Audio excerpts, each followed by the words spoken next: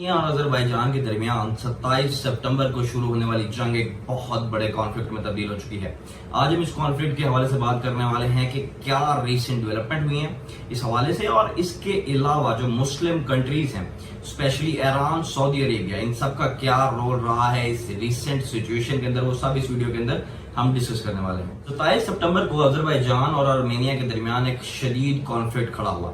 یہ کانفلکٹ تھا Nagorno قراباخ region کے حوالے سے۔ اس کے اوپر میں نے ایک تفصیلی ویڈیو بنائی تھی کہ آخر یہ کانفلکٹ کیا ہے اور کیوں اس خطے کے لیے یہ دونوں ملک ایک دوسرے کے ساتھ گتھم گتا ہے۔ اس کے علاوہ اس ٹائم صورتحال یہ ہے کہ آذربائیجان کے دوسرے بڑے ملک گاجا کے اوپر آرمینیا نے میزائل اٹیکس کیے ہیں، جبکہ ان اٹیکس کو آرمینیا بالکل ہی رد کر چکا ہے۔ دوسری جانب آرمینیا کی طرف سے یہ کلیم کیا گیا ہے کہ کئی سویلین ڈیتھس ہو چکی ہیں۔ دوسری جانب جو قراباخ ریجن کا کیپٹل سٹی ہے اس کے اوپر آذربائیجان نے کئی میزائل داغے ہیں، یہ دعویٰ ہے آرمینیا کا۔ ان دونوں ملکوں کے درمیان شدید جنگ جاری ہے۔ اس کے علاوہ میڈیشن کے لیے کئی یورپین ممالک سامنے آ چکے ہیں اور اس ٹائم آرمینیا بھی یہ چاہتا ہے کہ وہ جنگ بندی کرے۔ اس کی ریزن یہ ہے کہ آذربائیجان کی آرمی نے یہ کلیم کیا ہے کہ انہوں نے کئی گاؤں جو ہیں وہ آرمینیا کے کنٹرول سے آزاد کرا دیے ہیں، اور لگ یہ رہا ہے کہ اس وار میں جو پڑنا ہے وہ آذربائیجان کا باری ہے۔ آذربائیجان نے کئی علاقے آرمینین کنٹرول سے نکال کے اپنی فوج کی اس ریجن کے اندر سپریمیسی کو منوایا ہے۔ اب اس حوالے سے ترکی جو ہے وہ کھلم کھلا سپورٹ میں ہے آذربائیجان کی۔ اب اس کی کیا ریزن ہے؟ اس کی سب سے بڑی ریزن یہ ہے ترکی کے آذربائیجان میں شدید مفادات موجود ہیں۔ اس کے علاوہ ترکی وہ پہلا ملک تھا جس نے آذربائیجان کو تسلیم کیا تھا، اور اس کے علاوہ کیونکہ آذربائیجان آئل اینڈ گیس کے حوالے سے بڑا ہی ایک ریچ کنٹری ہے، اور اس کے اس آئل اینڈ گیس کی ایکسپورٹ ترکی کے تھرو ہی ہوتی ہے، اور ترکی ہی اس کا میجر ایکسپورٹر ہے۔ دوسری جانب ترکی نے شروع سے ہی آرمینیا کی مخالفت کی ہے، اور یہ قصہ جو آرمینیا اور ترکوں کے درمیان لڑائی کا ہے یہ کئی صدیوں پرانا ہے۔ اس کے علاوہ ترکی آذربائیجان کو ہتھیار بھی پرووائڈ کرتا ہے، اور ان کی فوج کی ٹریننگ بھی ترکی ہی کرتا ہے۔ پچھلے دنوں خبر یہ بھی آئی تھی کہ آرمینیا کے ایک جیٹ کو ترکی F-16 نے مار گرایا ہے۔ اس خبر کی ترکی نے تو خیر شدید تردید کی اور انہوں نے اس کو ایکسپٹ کرنے سے انکار کر دیا، لیکن آرمینیا اس بات پہ بار بار زور دے رہا ہے کہ ترکی کی آرمی جو ہے وہ آذربائیجان کے ساتھ فرنٹ لائن کے اوپر موجود ہے۔ اس طرف تو ترکی موجود ہے، دوسری جانب جو آرمینیا کو مسلم کنٹری سپورٹ کر رہا ہے وہ ایران ہے۔ اب یہ بڑی حیران کن بات ہے۔ اس کی ریزن یہ ہے کہ ایران بھی ایک شیعہ مسلم کنٹری ہے اور آذربائیجان بھی ایک شیعہ مسلم کنٹری ہے۔ یہ دونوں شیعہ مسلم کنٹری ایک دوسرے کے ساتھ اچھے تعلقات نہیں رکھتے۔ اب اس کی کیا ریزن ہے، یہ اس کے بارے میں ذرا بعد میں بات کروں گا کہ آخر کیا ریزن ہے کہ کیوں ایران اور آرمینیا ایک بہترین دوست کے طور کے اوپر سامنے آ رہے ہیں، اور دوسری جانب مسلم آذربائیجان، جی ہاں شیعہ اور مسلم آذربائیجان کو ایران بالکل ہی اگنور کر رہا ہے۔ پہلے ہم بات کرتے ہیں سعودی عرب اور ترکی کے درمیان ٹینشنز کی۔ اب کیونکہ اس ساری صورتحال کے اندر ترکی ایک ہاسٹائل کنٹری کے طور کے اوپر سامنے آیا ہے آرمینیا کے اتحادیوں کے لیے، ان اتحادیوں میں سعودی عرب بھی شامل ہے۔ اب ہوا یوں کہ پچھلے دنوں ترکی کے پریزیڈنٹ رجب طیب اردگان نے ایک سٹیٹمنٹ دی۔ وہ سٹیٹمنٹ یہ تھی کہ گلف کنٹریز آرمینیا کو سپورٹ کر رہے ہیں۔ اس سے پہلے جب کشوگی کا 2018 کے اندر مرڈر ہوا، اس مرڈر کے بعد سے ترکی اور ایران کے درمیان کافی تناؤ جاری ہے، اور ان کے درمیان ٹرمز جو ہیں وہ کافی بری صورتحال کے اوپر پہنچ چکی ہیں۔ اب صورتحال یہاں تک آ چکی ہے کہ سعودی عرب نے یہ ڈیسائیڈ کیا ہے کہ وہ ترکش پروڈکٹس کو بالکل ہی بائیکاٹ کر دے گا، اور ترکی کے جو ایکسپورٹرز ہیں یہ ان کے لیے بہت بڑا جھٹکا ہے۔ اس لیے سب کا مقصد یہ ہے کہ ترکی کو پریشرائز کیا جائے، اور ترکی کی جو بڑھتی ہوئی پاور ہے اور اسپیشلی اس ریجن کے اندر جتنا امپورٹنٹ رول ترکی ادا کر رہا ہے اس کو ڈی اسٹیبلائز کیا جائے۔ اب اس ساری صورتحال کے اندر پاکستان کا بھی بڑا ہی ایک اہم رول رہا ہے۔ کہا یہ جاتا ہے کہ اس ٹائم پاکستان کی فوج جو ہے وہ آذربائیجان کے ساتھ فرنٹ لائن کے اوپر موجود ہے۔ اس طرح کی خبریں کئی اخباروں میں چھپ چکی ہیں، لیکن اس دعوے کو بالکل ہی پاکستان کی منسٹری نے جھوٹا قرار دے دیا ہے، اور پاکستان کی فورن منسٹری کی طرف سے ایک بیان یہ بھی آیا ہے کہ اس طرح کی کوئی بات اور کوئی اقدام پاکستان کی جانب سے، پاکستان ملٹری کی جانب سے اور پاکستان فورن منسٹری کی جانب سے نہیں اٹھایا گیا۔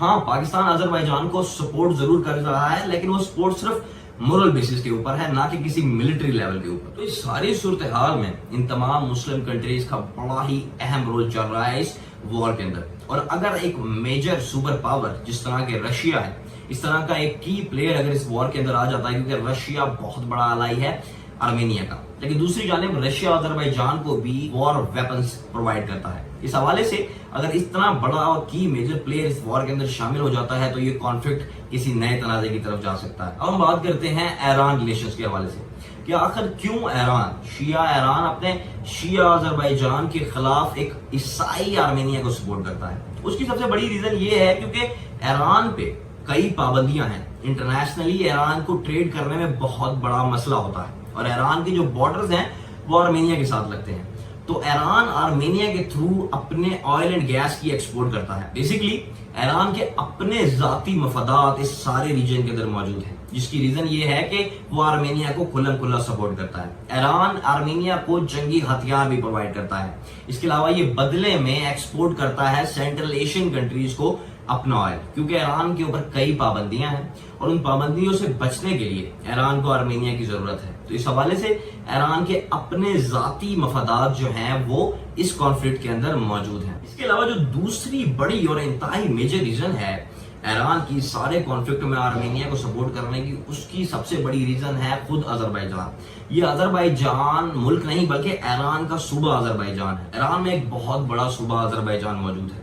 इस अजरबैजान के अंदर जो लोग हैं वो बेसिकली एथनिक अजरी लोग हैं। ये अजरबैजान के ही उसी कौम का ये हिस्सा है। ईरान को माजी में भी और अब भी ये डर रहा है कि कहीं ये लोग बगावत ना खड़ी कर दें, जबकि दूसरी जानिब अजरबैजान मौजूद है जो कि एक ग्रेटर अजरबैजान का दावा करता है और उसकी फॉरेन पॉलिसी में ये हिस्सा शामिल है कि वो उन इलाकों को जो कि इस टाइम ईरान के पास मौजूद हैं एक ना एक दिन अपनी टेरिटरी के अंदर शामिल करके एक ग्रेटर अजरबैजान बनाएगा। इन रीजंस की वजह से ईरान जो है वो सख्त मुखालफत करता है अजरबैजान की और एक दुश्मनी रखता है अजरबैजान से। जो तीसरी बड़ी रीजन है ईरान की अजरबैजान को सपोर्ट ना करने की वो है रशिया।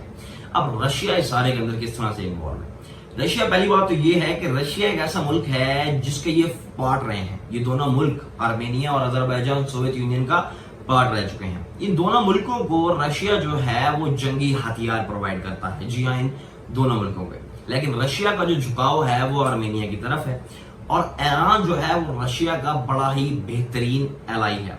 अब हो ये रहा है कि अजरबैजान के अंदर ऑयल एंड गैस के वसी तर्ज के ऊपर वसाइल मौजूद हैं। एक पाइपलाइन है जिसका नाम है ट्रांस एनाटोलियन गैस पाइपलाइन। अब इस पाइपलाइन का मकसद ये है कि अजरबैजान की जो गैस है उसको तुर्की के थ्रू यूरोप के अंदर पहुंचाया जाए। ये जो गैस पाइपलाइन है इस पूरी वॉर के अंदर ये बहुत ज्यादा थ्रेट में है और अगर इस गैस पाइपलाइन को किसी भी किस्म का कोई नुकसान पहुंचता है तो वो तुर्की के लिए और अजरबैजान के लिए बहुत ज्यादा नुकसानदेह होगा, जबकि इस गैस पाइपलाइन का सीधा सीधा फायदा होने वाला है रशिया को और जर्मनी को, क्योंकि इन दोनों मुल्कों के दरमियान जो पाइपलाइन है जिसके ऊपर अमेरिका ने रोका हुआ है, जिसको अगर इस पाइपलाइन को, इस टेनॉक पाइपलाइन के ऊपर अगर किसी किस्म का हिट होता है या इस पाइपलाइन को किसी किस्म का नुकसान पहुंचता है तो वो जो पाइपलाइन है, वेस्टर्न पाइपलाइन है, उसको बहुत ज्यादा फायदा होने वाला है और वो यूरोप के दरमियान गैस का बेहतरीन सोर्स होने वाला है। तो इस हवाले से ये सारी सूरत हाल बनी हुई है कि आखिर क्यों जो है वो ईरान जो है वो ये सारा मामला खड़ा कर रहा है और ईरान सीधा सीधा जो है ना वो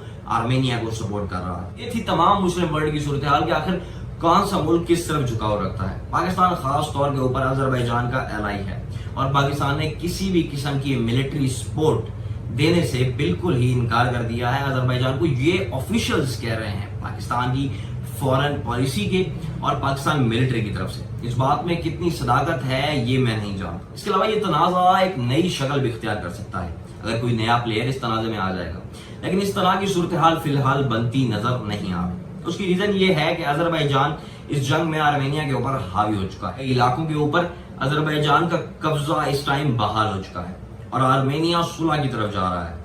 कई वेस्टर्न कंट्रीज जिसमें फ्रांस और अमेरिका शामिल हैं उनके साथ बातचीत हो रही है ताकि जंग बंदी कराई जा सके और जिन इलाकों के ऊपर इस टाइम अजरबैजान कंट्रोल कर चुका है वो इलाके अजरबैजान को दे दिए जाएं और इस तरह के शदीद कॉन्फ्लिक्ट से आर्मेनिया निकल सके। ये थी मेरी आज की वीडियो। मैंने कोशिश की कि ये सारा कॉन्फ्लिक्ट जो है, मैंने इसके ऊपर पहले भी एक डिटेल वीडियो बनाई थी कि बेसिकली नागोरो-कराबाख क्या रीजन है, क्या रीजन है और इस रीजन की क्या हिस्ट्री है, क्या बैकग्राउंड है, वो मैंने डिस्कस किया था। आज की इस वीडियो के अंदर मैंने जो पॉलिटिक्स चल रही है, जो जियो पॉलिटिक्स इस सारे रीजन के अंदर कि कौन सा मुल्क किस ब्लॉक के साथ शामिल हो चुका है, खा वो मुस्लिम हो या नॉन मुस्लिम हो, इस मेरी सारी वीडियो का कंक्लूजन ये है कि बात मजहब से निकलकर اپنے ذاتی مفادات تک جا چکی ہے.